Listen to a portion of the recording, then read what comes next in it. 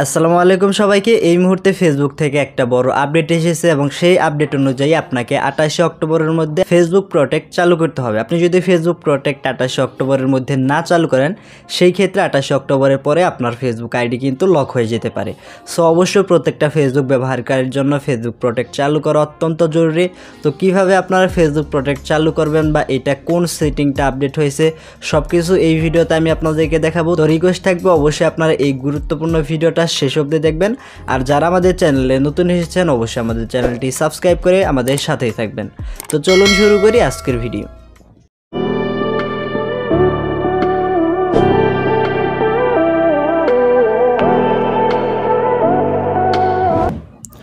তো এর জন্য আমাদেরকে যে কাজটি করতে হবে, এখান থেকে ফেসবুকে চলে যেতে হবে। যারা এই মুহূর্তে ফেসবুক লাইট ব্যবহার করতেছেন তাদের ওইখানে আমি দেখলাম যে আপডেটটা চলে আসেনি। তো আপনারা যে কাজটা করবেন, ফেসবুকে চলে যাবেন। তো ফেসবুকে আসার পর এখান থেকে আপনারা 3 ডট মেনুতে ক্লিক করবেন এবং 3 ডট মেনুতে ক্লিক করার পর এখান থেকে আপনারা সেটিংসে চলে যাবেন। তো সেটিংসে চলে যাওয়ার পর এখান থেকে পাসওয়ার্ড অ্যান্ড সিকিউরিটি বলে একটা অপশন পাবেন। তো এই অপশনে সিম্পলি ক্লিক করে দিবেন। তো এইখানে ক্লিক করে দেওয়ার পর উপরে দেখতে পাচ্ছেন একটা অপশন কিন্তু চলে আসছে যে check your important security setting.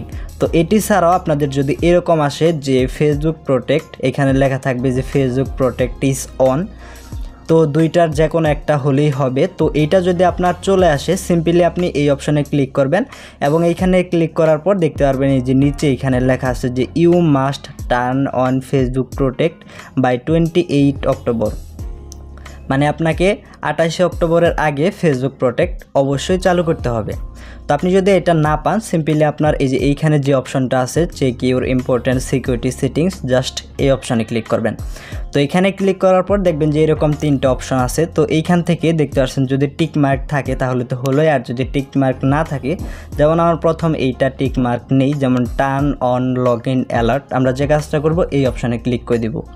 তো এইখানে ক্লিক করার পর এইখান থেকে দেখতে পাচ্ছেন যে এইখান থেকে ফেসবুকেরটা যদি আমরা টার্ন অন করে দেই, তো আমাদের ফেসবুক আইডি যদি কোনো জায়গা থেকে লগ ইন করা হয় সেটার নোটিফিকেশন আমরা এখানে ফেসবুকে পেয়ে যাব।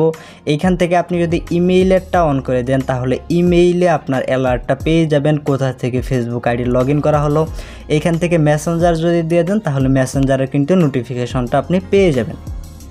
তো অবশ্যই এইখান থেকে আপনারা যে কোনো একটা অন রাখতে পারেন, অথবা আপনি যদি চান যে তিনোটাই অন করে দিতে পারেন। মানে জাস্ট এইটা অন করলে যে কাজটা হবে, আপনার ফেসবুক আইডি অন্য কোনো ডিভাইস দিয়ে লগ ইন করা হলে বা আপনার ফেসবুক আইডি যখনই লগ ইন করা হবে, কোথা থেকে লগ ইন করা হলো সেটার নোটিফিকেশন আপনি পেয়ে যাবেন।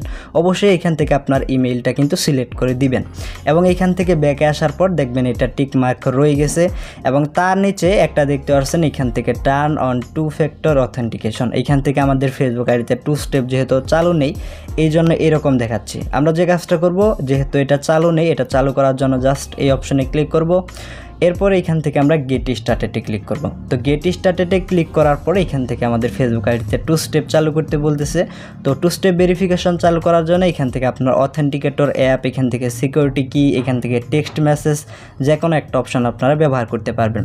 কিন্তু এইখান থেকে আমরা যে কাজটা করব, যে টেক্সট SMS যেটা রয়েছে আমরা এটা ব্যবহার করব। এবং এইখান থেকে অথেন্টিকেটর অ্যাপ কীভাবে ব্যবহার করতে হয় সেটা কোনো একটা ভিডিওতে আমি আপনাদেরকে অবশ্যই দেখিয়ে দিব। তো এইখান থেকে টেক্সট মেসেজের অপশনটা সিলেক্ট করার পর এখান থেকে কন্টিনিউ প্রেস করবেন। কন্টিনিউ প্রেস করার পর এখান থেকে আপনার ফোন নাম্বার, মানে আপনার যে মোবাইল নাম্বারটা রয়েছে যে কোনো একটা মোবাইল নাম্বার এখানে দিতে পারবেন। কিন্তু আমি এখানে অবশ্যই আপনাদেরকে রিকমেন্ড করব এমন একটা ফোন নাম্বার দিবেন যেটা সবসময় আপনার কাছে থাকে, অথবা যে নাম্বারটা হারিয়ে যাবে না, এরকম একটা নাম্বার দিবেন। কারণ এখান থেকে 2 স্টেপ ভেরিফিকেশন যদি আপনি চালু করেন তাহলে আপনার ফেসবুক আইডি আপনি নাম্বার পাসওয়ার্ড দেওয়ার পর যেভাবে লগ ইন করেন, 2 স্টেপ ভেরিফিকেশন চালু করলে আপনার নাম্বার পাসওয়ার্ড দেওয়ার পরেও আপনার ফোন নাম্বারে একটা কোড আসবে এবং সেই কোডটা বসানোর পরে আপনার ফেসবুক আইডিতে অ্যাক্সেস করতে পারবেন। আর যদি এইখান থেকে আপনার এই নাম্বারটা হারিয়ে যায়, সেই ক্ষেত্রে কোড পাবেন না। আর কোড না পেলে কিন্তু আপনার ফেসবুক আইডিতে আপনি খুব সহজে কিন্তু অ্যাক্সেস করতে পারবেন না, অর্থাৎ আপনার ফেসবুক আইডিতে কিন্তু তখন ঢুকতে পারবেন না। তো অবশ্যই এইখান থেকে আপনারা একটা নাম্বার দিয়ে দিবেন, যে নাম্বারটা অবশ্যই আপনার কাছে যেন থাকে।